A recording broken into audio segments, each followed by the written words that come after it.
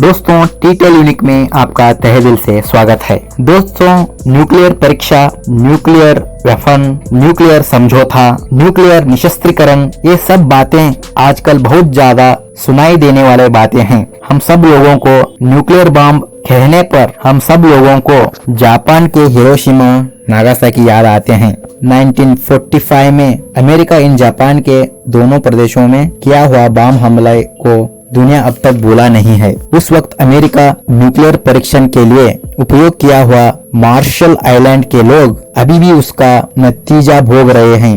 अब परमाणु शस्त्र को भारत, पाकिस्तान जोड़कर विश्व के कई सारे देश इसको अपना चुके हैं। ईरान जैसे देश परमाणु परीक्षा में लगा हुआ है। कोरिया परमाणु के कई सारे अनधिकृत तौर पर बनाए हैं के इस पर आरोप भी हैं। अब रशिया और अमेरिका के पास वो कितने परमाणु हथियार हैं कहने का हिसाब भी नहीं मिल रहा है। इन सभी के बीच परमाणु निशस्त्रीकरण के बात भी सुनने को मिल रहा है। अब परमाणु हथियार को कोई भी देश बनाना नहीं है करके बड़े देश बोल रहे हैं। विश्व के विज्ञानी लोग परमाणु हथियार पर असमाधान व्यक्त किया है। ये सब होने वाला इस वक्त 21 शताब्दी में, इस आधुनिक दुनिया 1940 में परीक्षा करके सिद्ध बनाया हुआ परमाणु अस्त्र भारत की भूमि पर 2500 साल से 3000 साल पहले ही प्रयोग कर चुका था के पश्चिम देशों के संशोधक लोग बोल रहे हैं। वैसा ही हो तो वो क्या बोल रहे हैं? परमाणु अस्त्र इस्तेमाल हुआ इस भारत का प्रदेश कौन सा है, उसके बारे में चंद बातें यहाँ देखेंगे। दोस्तों वो एक वक्त था इस जगत का विज्ञान का मूल केंद्र भारत ही हुआ करता था। पूरी दुनिया में नागरिकता को फैलाने वाला, संस्कृति को फैलाने वाला, भाषा, विज्ञान, ऐसे ही कई सारे तरीकों को इसी भारत ने जान डाली है। ये विश्व गुरु होया हुआ देश था। अब के ये विमान हैं को के क्या देख रहे हैं, इसके बारे में हमारे पुराणों में दाखिलाएं हैं। महाभारत में कई सारे अस्त्रों को इस्तेमाल करे हुए उल्लेख भी हैं, मगर मैं यहाँ पुराणों की बात नहीं कर रहा हूँ। उस बात को हमारे चंद बुद्धि के लोग विश्वास नहीं करते, ये हम सबको मालूम भी है। यहाँ पर अण्वस्त्र के इस्तेमाल को करे हैं कहने वाले पश्चिम के विज्ञानी के लोग वैसा एक घटन हुए सो सिंधु नदी के किनारे करके वो लोग बोल रहे हैं। हम सबको मालूम हुए जैसा विश्व के पुरातन नागरिकताओं में से सिंधु नागरिकता भी एक है। यहाँ सरस्वती नागरिकता के बाद शुरू हुए सो सिंधु नागरिकता यहाँ के नागरिकता को पुरातन, मध्यम और नए नागरिकता का मूल केंद्र माना जाता है। यहाँ करीब 4000 साल से भी ज्यादा पुराना नागरिकता के लोग रहते थे के संशोधनकारी पता किया है। ऐसे नागरिकता के अंत के संदर्भ में यहाँ पर एक भयानक स्फोट हुआ था के संशोधनकारी समझा रहे हैं। दोस्तों राजस्थान के जोधपुर में परमाणु के राख से बना हुआ पत्थर मिला था। उससे ही खुराक बनाकर उसके मूल केंद्र को ढूंढते गए हुए संशोधनकारी के लोग मोहेंजोदारो शहर को पहुंचते हैं। इस संशोधन के नेतृत्व बने हुए डेविड डेवनपोर्ट अपना निरंतर 12 वर्ष के प्रयास के बाद उनके समझ में आया हुआ सभी बातों को एटॉमिक डिस्ट्रक्शन इन 2000 BC कहलाने वाले बुक में लिखे हैं। उनके हिसाब से मोहेंजोदारो प्रदेश में मिला हुआ वस्तुओं में से बहुत ही तापमान में गिरा हुआ था। वहाँ के पत्थर मिरर ग्लास की तरह तैयार हुए थे। ऐसे होना हो तो 1500 डिग्री सेल्सियस तक तापमान चाहिए और उतने प्रमाण के आग से वो एक ही दम से शांत होने पर ही ऐसा देखने को साध्य है के बोलते हैं डेविड डेवनपोर्ट। मोहेंजोदारो प्रदेश के करीब 50 से ज्यादा यार्ड में ऐसा चीजें मिलना बहुत ही कम है और उसके बाहर के करीब 60 यार्ड के प्रदेश में इसका प्रभाव देखने को मिल रहा है। ये विस्फोट उसी जगह पर हुआ होगा करके डेवनपोर्ट अंदाजा लगाए हैं। डेविड डेवनपोर्ट के तर्कों को सहारा देने वाले गोब्रोवस्की अपने किताब रिडल्स ऑफ एंशिएंट हिस्ट्री में लिखते हैं। उनके प्रकार मोहेंजोदारो में मिला हुआ मानव कंकाल के हड्डियों में रेडिएशन है।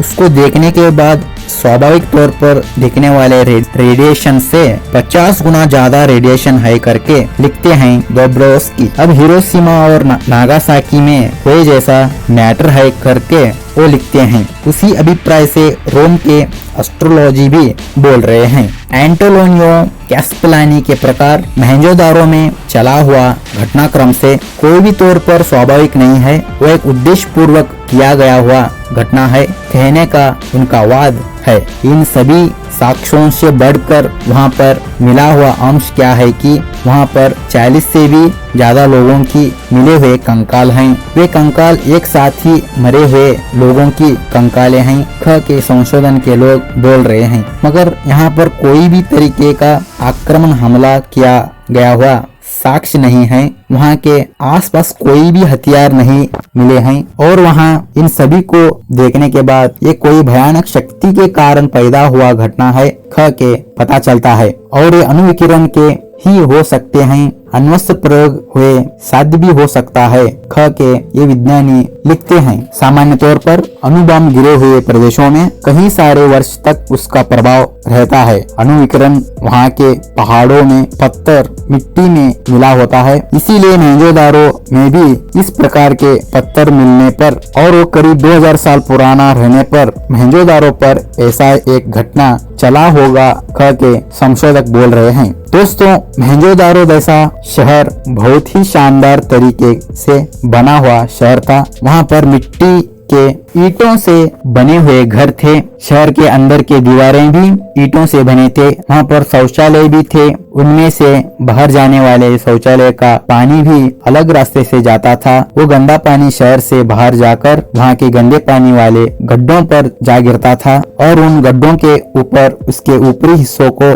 बंद किया जाता था। अब पीने वाले पानी के विचार पर बहुत ही जागरूकता बनी हुई थी। वहाँ के रास्तों में भी ईंटों से जुड़ा करते थे और हम सब यहाँ डांबर रोड, कंक्रीट रोड बने हुए हैं ना, उसी तरीके से उस वक्त मोहनजोदारो पर पक्के रोड बनाए चुके थे। ऐसे अद्भुत शहर में लोग ही नहीं रहे जैसा हो गया। उस वक्त के मोहनजोदारो मिट्टी से दब के जमीन पर घुस गया। अब इस प्रदेश के जनजीवन कैसे नाश हुआ होगा कहने पर कुछ साक्ष्य हमको मिल रहे हैं। उस वक्त में परमाणु तंत्रज्ञान हम पर था ख के विज्ञान के लोग बोल रहे हैं, मगर प्लेटो के प्रकार भारत में 10,000 साल पीछे ही शानदार नागरिकता बना हुआ था। वहाँ के लोगों ने बहुत ही शानदार हथियार रखा करते थे। ख के प्लेटो अपने अटलांटिस के राइटिंग में भारत के बारे में प्लेटो बोलता है। भारत और अटलांटिस के बीच के युद्ध के बारे में प्लेटो लिखता है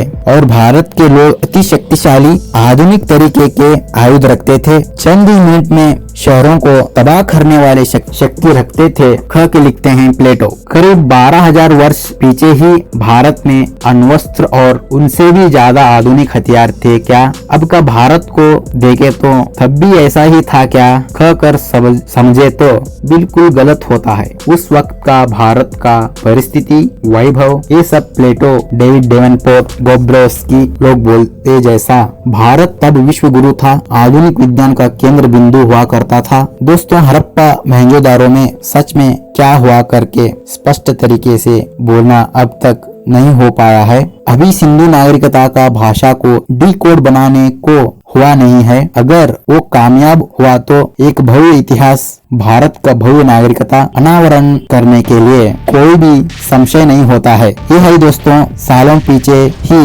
भारत में अण्वस्त्र इस्तेमाल हुआ था करके पश्चिम के लोग ही कबूल करने वाले, अपने संशोधन ग्रंथों में लिखने वाले, और हमारे लोग ही इसको छिपाए हुए विषय के बारे में अगले वीडियो में ऐसी ही यूनिक मैटर से जुड़ा वीडियो लाता हूँ। ये वीडियो अच्छा लगे तो हमारे चैनल को लाइक, शेयर और सब्सक्राइब करें। अगले वीडियो में मिलेंगे। जय हिंद, वंदे मातरम।